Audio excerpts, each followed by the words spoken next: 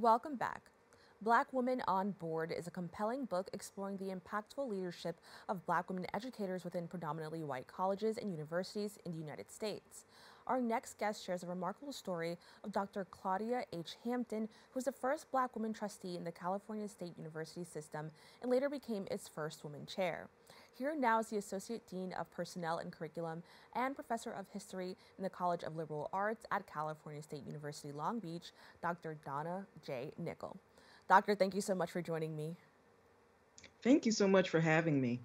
Now, can you tell us a little bit more about your book, Black Woman on Board, and how it highlights Dr. Claudia H. Hampton? What inspired you to delve into her story?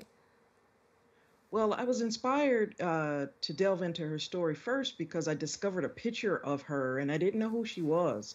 And I was just amazed to see this Black woman in a digital archive with very little information about her. So I knew her name, I looked her up and saw that she was a CSU trustee. But more importantly, she was appointed by Ronald Reagan, which struck me as odd because Ronald Reagan uh, pretty much could not stand the civil rights movement, Black people. He had a known history for speaking out against, the civil rights movement. And so I was very struck by this Black woman being appointed by this particular governor. And then as I started to get into the archives, I realized that it was more than just her being the first. She was the most probably prolific, effective, and significant trustee the board has ever had. She's the second longest serving. She served for over 20 years on the board, and she was instrumental in the implementation of affirmative action. Now, while affirmative action policy had been approved, there was very little movement in terms of implementation and enforcement until Claudia Hampton came on board. And she knew that she was the affirmative action trustee. That's how she referred to herself. And so she took on the mantle of carrying forward affirmative action to make sure that Black students and Latinx students and women had an opportunity to get a college education. Now, in your research, you discussed Dr. Hampton's use of sly civility to advance affirmative action policies amidst resistance. Can you elaborate on what this strategy entailed and how it resonates with current challenges in educational equity? Yeah, absolutely. So, sly civility is a resistance strategy that was first coined by cultural theorist Homi Bhabha.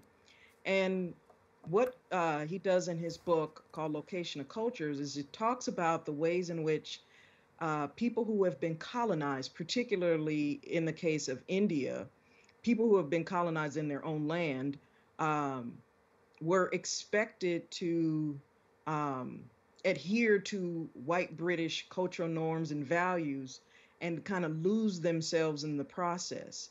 But he further elaborates on this idea called sly civility, where the colonized enters into predominantly white spaces and they behave civilly toward the colonizer while slyly passing resources on to those other colonized people. And so Hampton talked about. I found an audio of her, a 6 hour interview that I transcribed when I first started this research, and she described this need to be a pragmatic a pragmatic boardsman, and she talked elaborated about how she would trade votes with these white men in order to get her ultimate goal. So let me give you an example. There was a very powerful trustee before her. His name was Charles Luckman. And Luckman had a lot of influence on the board because he designed Madison Square Garden. He was an architect, and he had a lot of prestige, and people looked up to him. And so Claudia Hampton knew she had to trade votes with Luckman in order to get the person she wanted as president of Cal State Dominguez Hills, which was the predominantly Black um, CSU campus. And so she talked about, I traded votes with him. You know, if he wanted uh, an art installation to be 6 feet as opposed to 10 feet, okay, I would trade votes with him in order to get the vote for the person she wanted at Dominguez Hills. But Sly Civility, she went even further than that because she knew she was locked out of a lot of the backdoor deals. They called it the telephone network. She was locked out of that because she was a black woman, and she was just like, okay, I have to figure out a way to get access to this informal network. Otherwise, I won't be able to move my affirmative action agenda forward. And so she started cooking dinner for these white male trustees and campus presidents and built informal networks with them. She talked about in interviews, she would go have beers with them. She'd smoke a cigarette with them during breaks. She sent Christmas cards to people and to their families. She got to know the names of their wives and their children. There was this elaborate type of um, social networking on a personal level in order to disarm their racism. So she says she basically played to the gender norm of the day by being a hostess in order for them to not um, demonize her or exclude her because she was black. Whereas the white women on the board had much harder time getting things through because they believed the righteousness of their cause was was the only thing that was important. Hampton knew she had to be very strategic. And so sly civility is the method that she used in order to make sure that there would be funding for affirmative action. Thank you so much for sharing that history because, as you mentioned, even in your own journey, like not a lot of people know about this. But, she has such an impact on education, which kind of leads me to my next point. Your work emphasizes the pivotal role of Black women as educational leaders.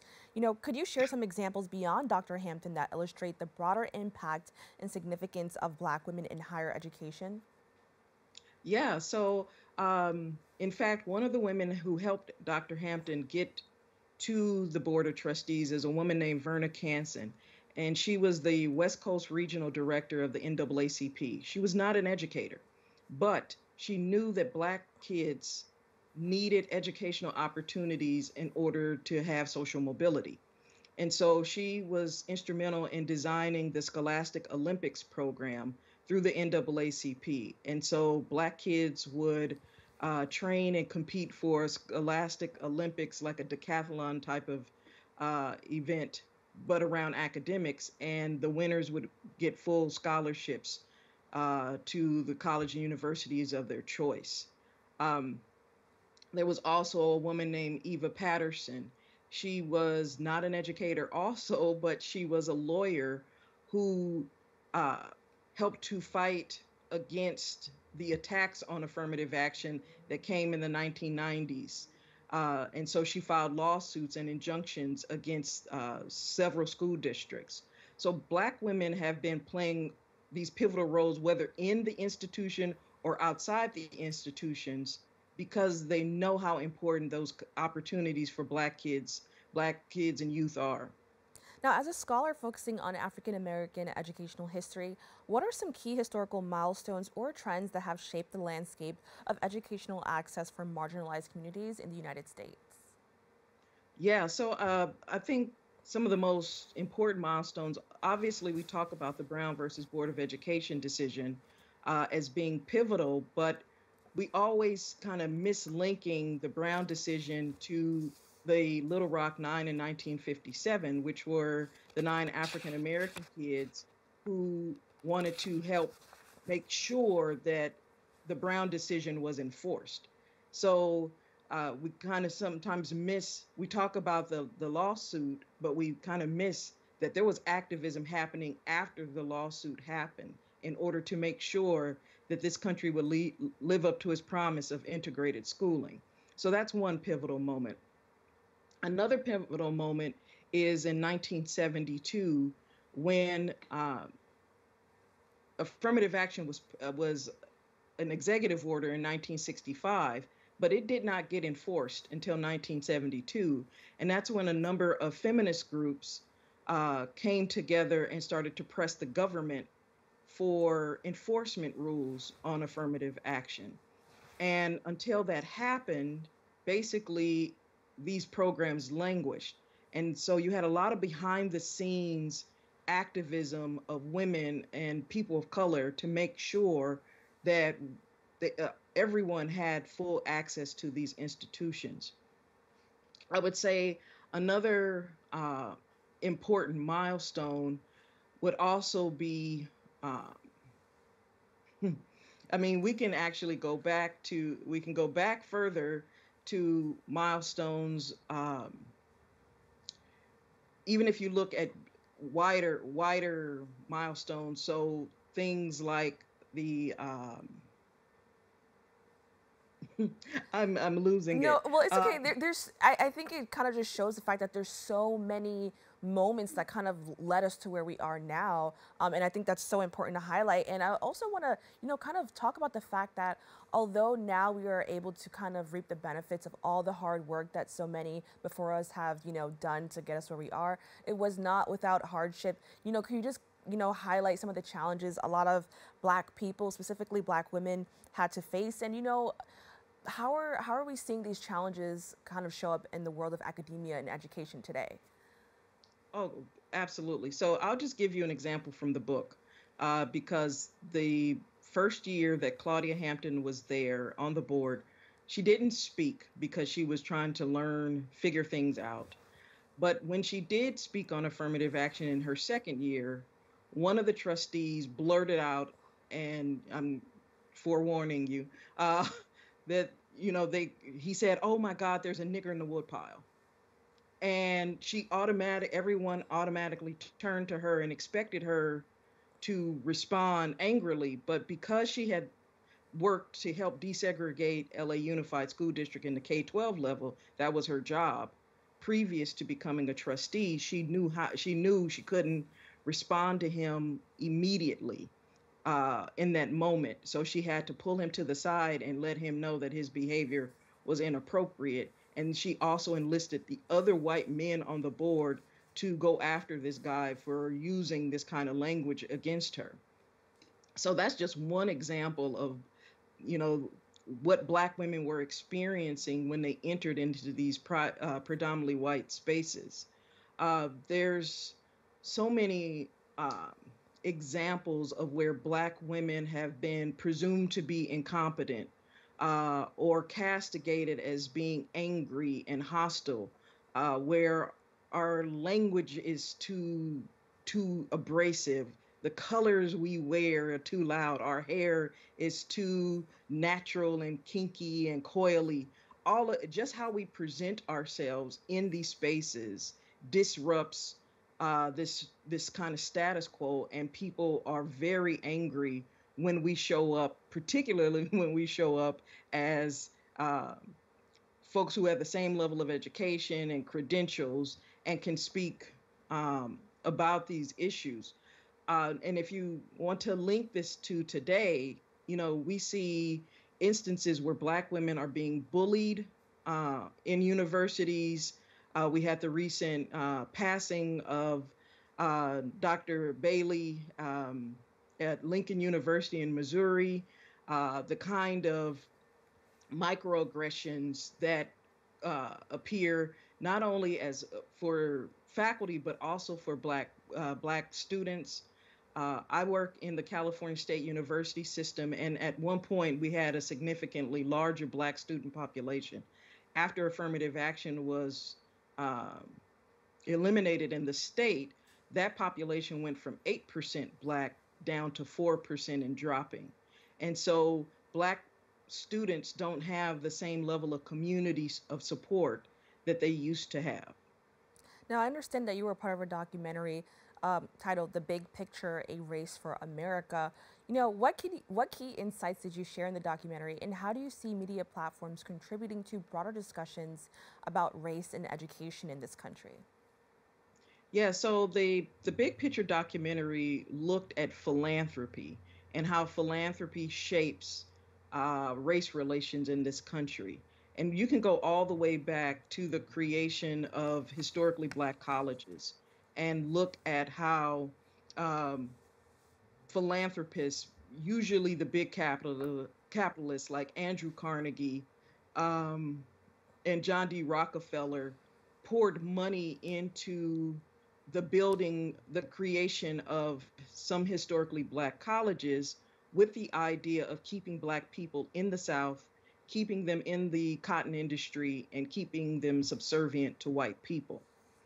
And so this is how you get what is called the General Education Board, which basically ordered higher education throughout the United States. The government did not develop, US government did not develop a Department of Education until the 20th century.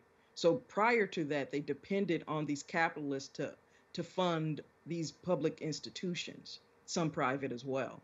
So if you jump forward, um, in the documentary, I specifically do my research on conservative philanthropy that had been used to get rid of Black studies programs, to get rid of women's studies programs, to get rid of affirmative action. And so the last chapter of this current book, Black Women on Board, actually uh, overlaps with the conservative philanthropy research because it was meet the creation of conservative media that helped to kind of catapult this anti-affirmative action fervor. So we have the culture wars of the 1990s and the creation of the racial dog whistle, where you associate welfare queen with a Black Right. woman, even though there are more white women who actually receive welfare benefits. And so media can unfortunately propagate these type of negative images. And there is this idea of called the media loop, Hmm. where um, and that these are funded media loops where um, conservative foundations will write a white paper and then they will put it into a newspaper through the AP. They will clip that segment, send it to a congressperson and say, "Look, everyone is against affirmative action even though no Wow. one actually cared about affirmative action until that moment." And Wow. then it will keep getting recirculated over and over and over again. And so those are some of the things that we discussed in the documentary, along with how philanthropy impacts healthcare outcomes, um, our political system. We never really focus in on the money behind the kind of media. Well, Doctor, I want to thank you so much for joining us. Could you very quickly, because we're at the end of our segment, let people know where they can find the book? Yes, so you can actually go directly to my website, which is www.donnajnicol.com. And if you go under the research tab, the links to purchase the book through either Amazon or through the press directly are on my website. All right. Well, Doctor, once again, thank you so much for joining us. Thank you so much for having me. We'll be right back after this.